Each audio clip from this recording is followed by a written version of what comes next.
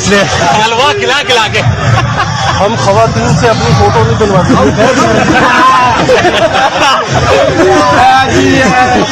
بھائی آپ long march میں آئیں لیکن اپنی پیچھے جوائن کر لیجیے. ہاں بھائی اپنی ذمہ داری پر. مریم نواز لندن چلے گی اور یہ بیچارہ یہاں پہ. ابھی 4 کالیں مریم نواز کی. اچھا سرکاری کا کوئی فون تو نہیں تھا.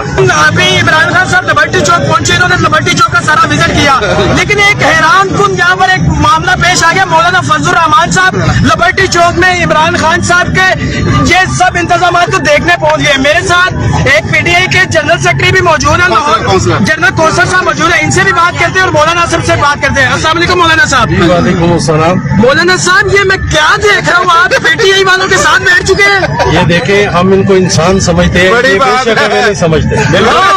ہر جلسے میں ہمیں ڈیزل کہتے ہیں, ہم نے کبھی برا نہیں مانا. میری بات ہے, آپ پی ٹی آئی والوں کے ساتھ بیٹھ چکے ہیں. اگر زرداری صاحب, نواز شریف صاحب, مریم نواز دیکھ لیں تو وہ آپ کے بارے میں کیا سوچیں گے, آپ کو نہیں پتا؟ ان کو پتا ہے کہ ہم سستے میں بک جاتے ہیں. انہوں نے توڑا نہیں ہے. اندر کی بات بتاتا ہوں, انہوں نے ہمیں 10,000 روپے دیے. مولانا صاحب لانگ مارچ کا پہلا غیر حتمی نتیجہ عوام نے نعرے لگا دیے کہ ہو گئے ہیں کہ مولانا صاحب چل کر خود لبرٹی چوک میں آ گئے ہیں. کیا آپ نے کیا سوچ کر آپ یہاں پر آئے ہیں؟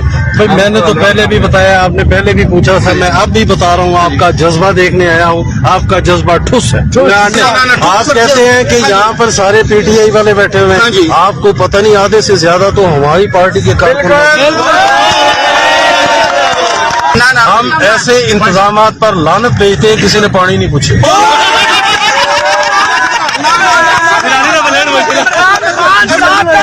لیکن یہ مت کہیں کہ ہم نے مولانا کو توڑ لیا.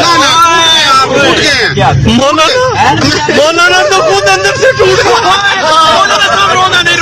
ہمیں صدر کر کے ہمارے ساتھ دھوکہ کیا ہے.